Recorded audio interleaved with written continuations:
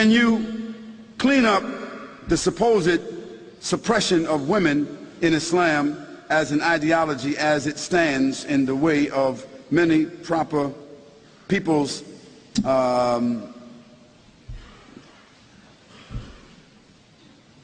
exposure or to Islam? Let me just say this, that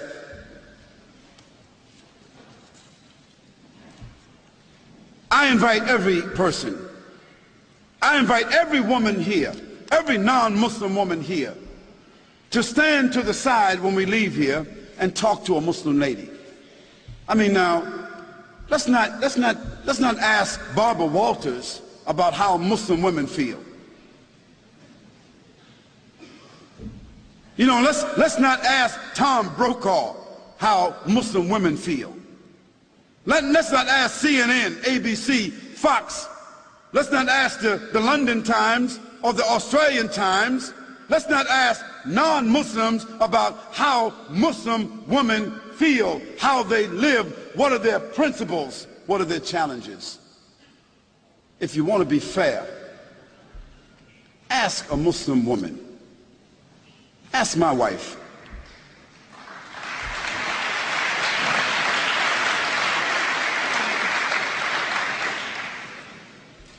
Ask my mother.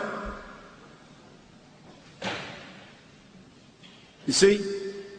Ask a Muslim woman that knows her religion, who has a relationship with her Creator, who is stable in her society, understanding her responsibilities, her relationships. Ask her. And after that, I think you should be fair, that you don't need to ask someone else. But the problem is, no one really wants to ask Muslim women. We want to take pictures of women in Afghanistan, and pictures of women in Palestine, and pictures of women in Pakistan, and pictures of women over here, and we want to listen to what people say about female circumcision, as if Muslims got women, 1,000, 10, 30,000, 40,000 Muslim women all over the world is being circumcised.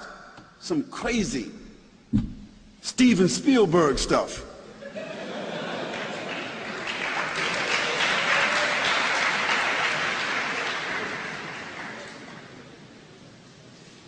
And let me give you a statistic that you should know about. If you take a quota in this room right here, I'll tell you this. Most every Muslim woman in this room will be a college graduate, or is a college graduate, or is very intelligent and very much socially endowed. And within her family structure, we find that women control the wealth more so than men. Now, what does that say to you?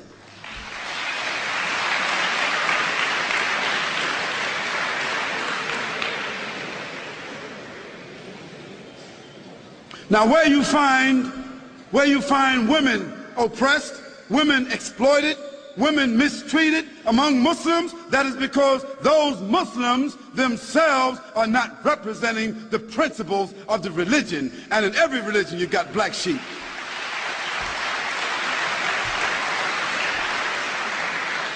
But then again, you can't tell me that the 148,000 prostitutes that walk the streets in the UK, or the 76,000 prostitutes that walk the streets of Holland that have licenses to do so, you can't tell me that all these little young naked little girls walking around Australia with no clothes on, you can't tell me that they represent liberation.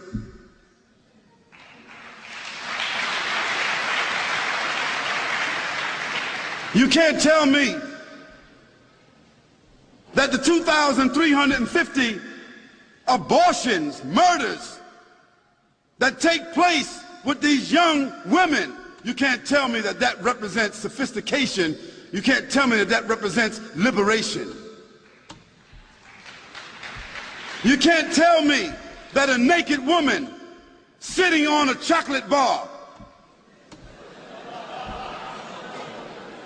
A naked woman selling everything, toothpaste, everything. You can't tell me that doesn't represent exploitation. So let's put things in context. Let's talk about things correctly, and let's be fair, and let's be objective. We can talk about that a little bit more if you want to. And let me give you one more statistic. One more. Prostitution, venereal disease, abortion, and pedophilia. And this horrendous number of children being raped and kidnapped that exists in the Western world. It is almost unheard of in the Muslim world.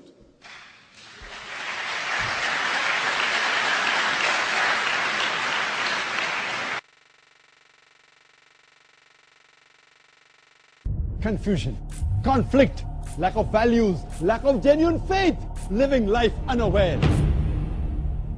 Religions manipulated, misunderstood, religious scriptures altered and modified for petty gain. In all this, Millie, I will strive to expose the truth.